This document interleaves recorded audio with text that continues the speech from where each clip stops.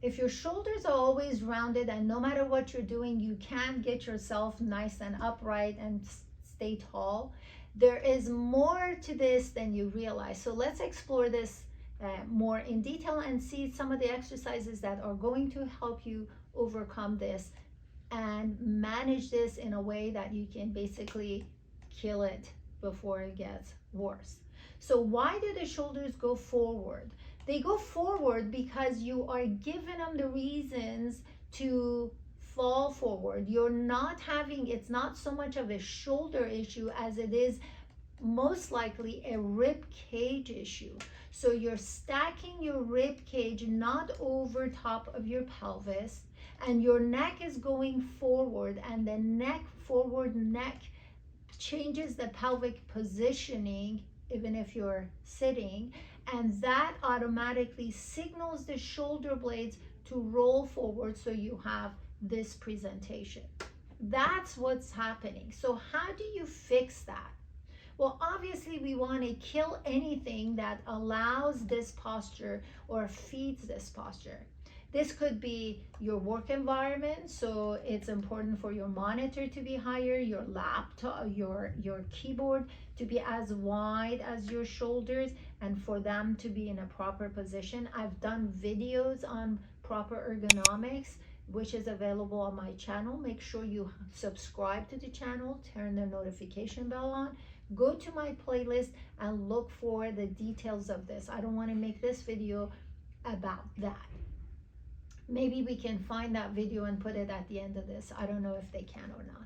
But back to what we were talking about. So your ergonomics is very important. Now you need to learn how to manage the very things that went out the window that are feeding this rolled forward posture. So you adjust your workplace. You want to make sure that you adjust your workouts. A lot of times, and I've seen this over and over, where people are set their goal for the number of reps and sets. So they're doing, let's say, the pull down, and it's just getting heavy and they just can't manage it, and the neck keeps going that way. So they're using their neck into this picture. Listen, when you're working out, you need to understand what is this workout for, and you need to also understand what those principles of movement and stability are.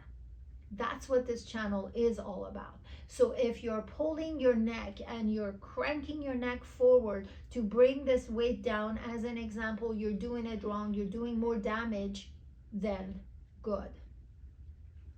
So then what we want to do is we want to learn how to do developmental exercises. This is for this exercise, for this shoulder presentation and beyond. Developmental exercises is basically you learning what the principles of movement are. It's kind of like driving. If you learn how to drive, those rules of driving apply no matter what part of the world you're driving at or what conditions you're driving under. The rules and the principles of driving remain the same. Same is true here.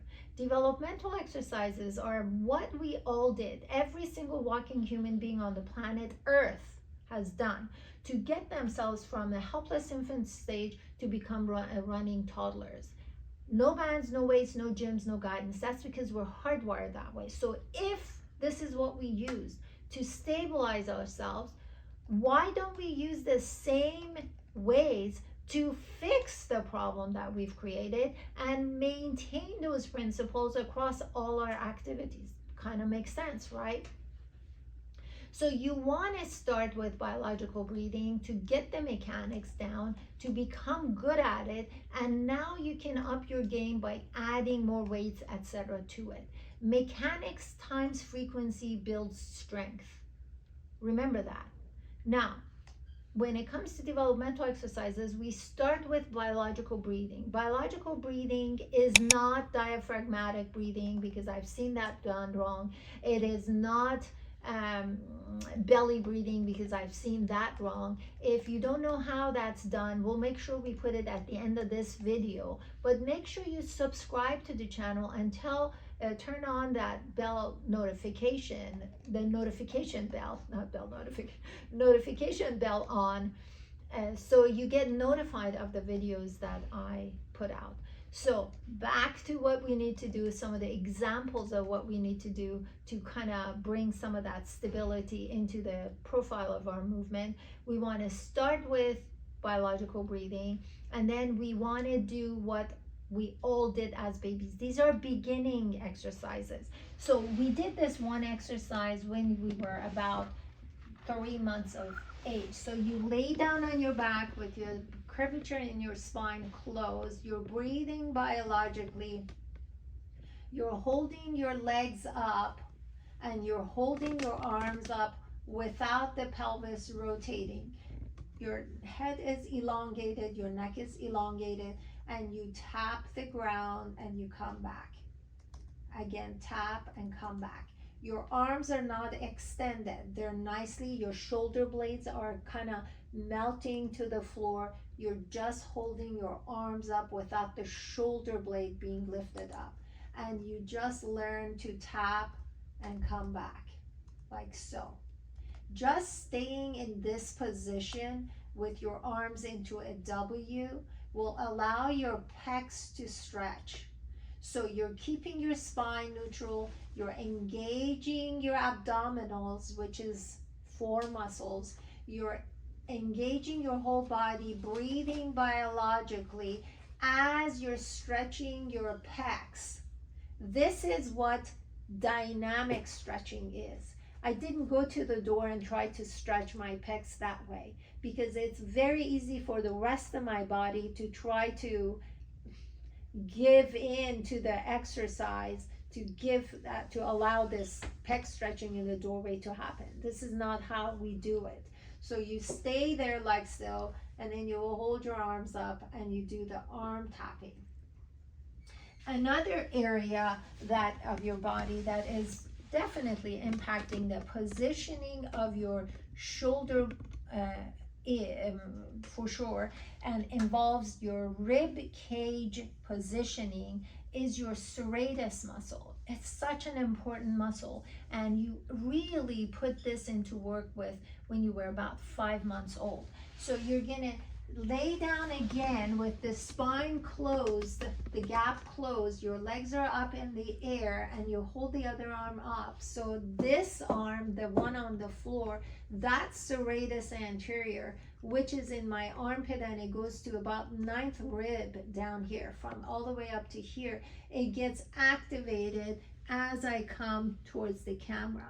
So when it's done right, the armpit area, as you can see, is lifted off the floor. My pelvic, the side of my body is lifted off the floor, like so. When it's time to go back, I press on this portion of my arm, which is my triceps. I press and I rotate back and go there. So what I'm working on is not just one single muscle or one single area. It's the whole body learns to play the game, play their role correctly as the spotlight is on specific muscles. So in this exercise I just did, by elongating my neck muscles learn to not be over engaging. When I'm placing my arms in a W, my pecs get a chance to stretch as the rest of my body supports neutral positioning. When I'm doing the 5-month arm activation, the whole body is in charge of rotating, but the serratus muscle is the one that says, let's go. These are what you need to understand so you can play the game right. So you don't have to go to doctors for this pain here and that pain here and this instability here and that instability there. When you understand what the rules and principles of movements are, life's going to be so much easier. I hope this made sense. If you have issues with chronic conditions, chronic movement-related conditions, or issues that you just keep going from provider hopping, going from this doctor to that doctor, and it just nothing gets done, I would love to hear from you. I would love to be challenged by what is going on, and hopefully it's something I can help you with. Thanks for watching. Until next time, take care.